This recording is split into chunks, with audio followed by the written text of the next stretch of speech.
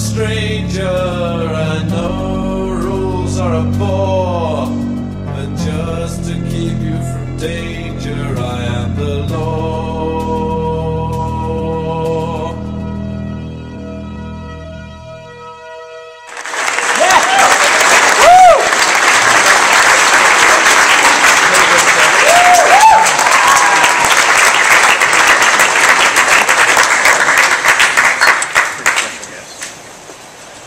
Guys, you good?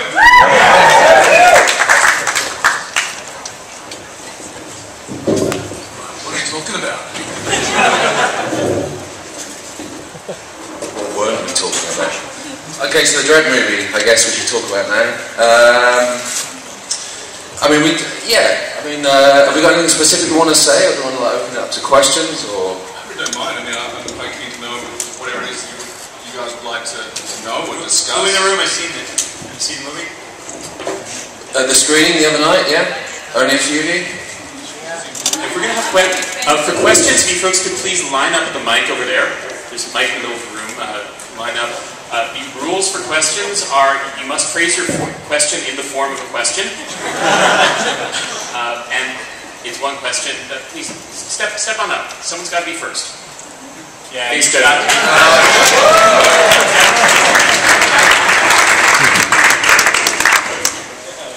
Where's your helmet? Bunch isn't Dredd, it's Winsor. He is Dredd. Yeah. How much did you see in the helmet? The actual helmet? It had great vision in the helmet. I mean, that was one of the cool things about all the design elements in the film. They actually all fully functioning work, from the lawmaster to the lawgiver. And yeah, it was important to be able to see out of the helmet. Donk. But yeah, it was, that costume was, it was very important to Alex that this movie be tonally quite different than anything that's come before.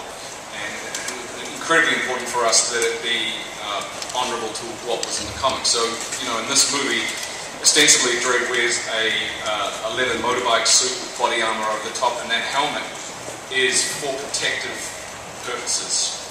Bullets, bike crashes. So, that was really what informed the design process on the film. We felt that too much of the gold accoutrements like you're wearing would, which are fucking great, by the way.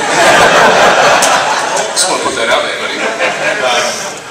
But we felt that in our version that realistically, like elements like the chain and too much of that sort of stuff would get caught up while he was in combat and stuff. So we had to view everything through that particular lens. It gets caught up just walking down. I'm sick of that coming as Tarzan next year. Thank you very much. It's an awesome film. You can see it's brutal. Thank you. Olivia, did you get to wear a helmet? Did you ride the bike? Was that you on the bike?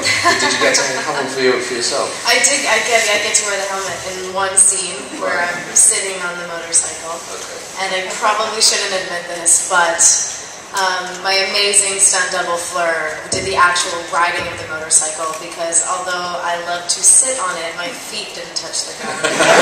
So, despite having lifts in my shoes and everything, so I had to leave the actual motoring up to her. But it was fun to get to wear the helmet for one scene. I wouldn't leave my double near the bike. That's mine, and I'm riding it. Very true. Love your work. Star Trek was awesome, and I'm looking forward to seeing this as well. I'm just wondering how familiar you were with the source material and how you worked on becoming a illustrated character. I got turned on to Dredd when I was about 17. I was working in a pizza parlour in Wellington, New Zealand, and the manager of that was a really big Dredd head. And so I was attracted to not only the character of Dredd, but this dystopian, futuristic world. I love the characters within the world.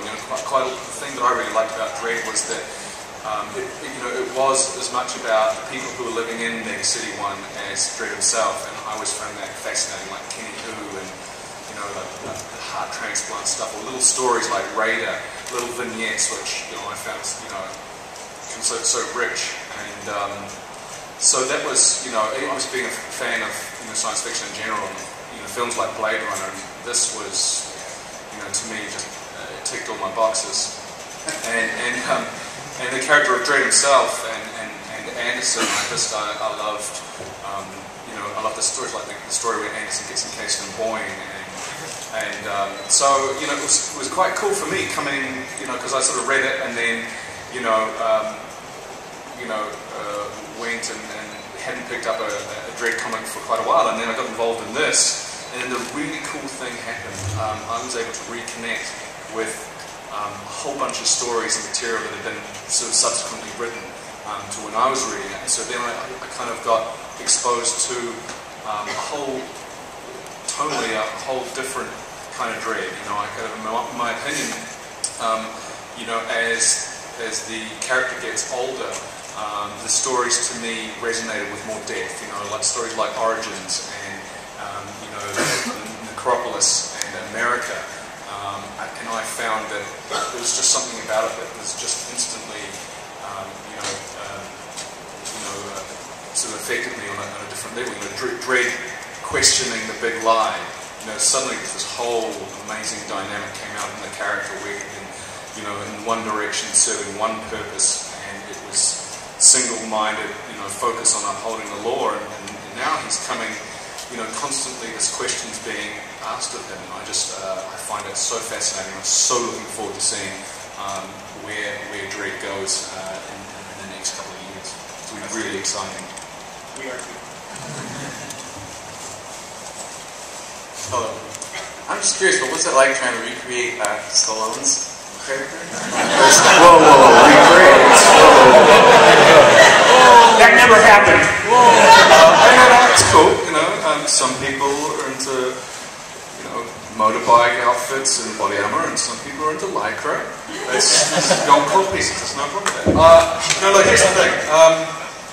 You know, for me, as I said, you know, this is tonally couldn't be more different than anything that's come before, and I think by virtue of the fact that Alex Garland did such a supreme job of coordinating with Wagner, having meetings with him, and he was involved, as was Jock.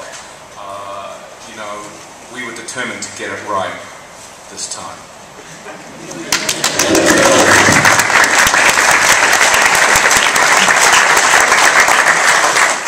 I have a question about your acting choices when it comes to playing the part of Dredd, because one, you were very brave, and I think we all applaud you as an actor for being humble enough to keep the mask on the whole time. Thank you very much for that. I don't think you can call a movie Judge Dredd really respectfully with taking the helmet off.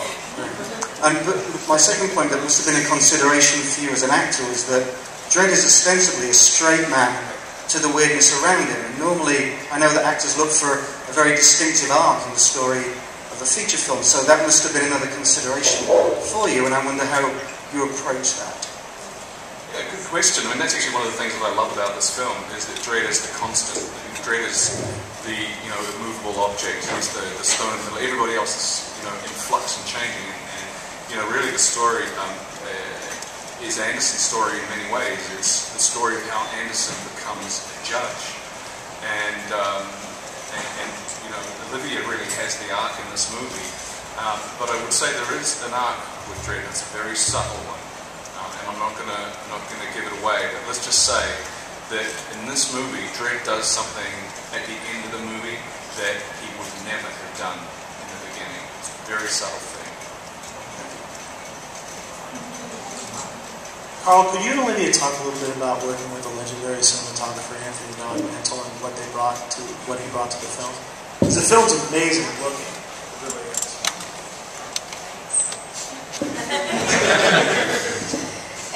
Anthony is a creative force to be reckoned with. He's kind of like this tornado of like ingenious energy, and he did a lot of things with the 3D in this film that I think hadn't been done before, and he took a deeply artistic approach to the capturing the photography of this film, and I think it looks uncharacteristically beautiful, especially for something that's as graphically violent as it is. And I mean, besides being great to work with personality-wise, I think that the craftsmanship that he brought to this, you know, he kind of created his own little handheld camera, and so he could shoot 3D and super close-up, which hadn't been done before, and he created this effect that happens when Anderson is, you know, utilizing her psychic abilities, and I think it's a great cue for the audience, and, you know, I just personally found his cinematography so beautiful. You know, in a film that oscillates between such extreme visual graphic depictions of violence, you suddenly get caught in the moment and it turns into something completely different. It turns into a beautiful, moving painting. And that's sort of really what Anthony Dogman brings to this, and I really wouldn't be surprised if he's recognised. I'll be shocked if he's not recognised for his work, because I haven't seen anything like it. It's really, there's new groundbreaking work going on cinemagraphically in this film. When deciding whether or not to see it in 3D, definitely see it. Yeah, definitely. Definitely. It's awesome. Can I ask you something actually about Anderson's psychic ability? Because the film is so sort of, it's so real. You know, we've gone for a very specific kind of reality-based story, and of course, so really like a psychic ability could be a bit clunky, you know, but it isn't at all. One of the reasons is how you kind of handled the way that you kind of projected it. Did you have any kind of specific thoughts about that, or did you just... I did. I wanted to take it really seriously and treat it not as some kind of, like, you know, superpower that's bestowed on her, but rather just she's a unique individual. She's hypersensitive to the world around her, which makes it even more interesting when she is thrown into such dark and kind of horrific situations.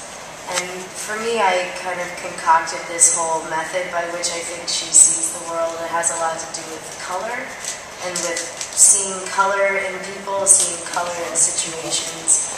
And it's through the nuances of color that she's able to kind of pick up on the small things that are happening inside of people's mind. And she's just... I didn't want her to, you know, like rub her temples and say Eureka. I wanted her abilities to feel organic and to just feel like they were part of her experience being alive. And I think that when she's given the chance to kind of use her abilities and use them, you know, to help, you know, the situation, that's when she's really in her element and feels comfortable in her skin, and that's like when she excels. I have 4 questions, one for works by 2018 and one for the IDW, if you guys don't mind.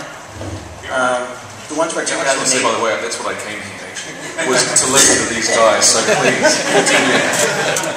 The ones for 2018, it was great to see Strong Dog up there, ABC Warriors, they're some of my favorites. Any news on Road Trooper coming back? He's probably one of my favorites next to Judge Dredd. There's no plans for Road Trooper, right? I think his story's kind of run, and rather than sort of running into the ground, it's kind of, you know, reboot after reboot after reboot, then I think he's just let him lie. So no plans for that. But the volume 3 of the New Earth collection will be coming out. That comes out in November. It's worth saying, being slightly disingenuous, there was a little bit of new road material.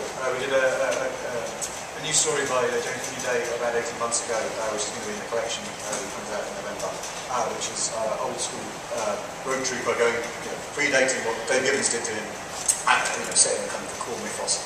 And so that's going to be at the back of the New Earth volume. So keep your eyes on for that. Great.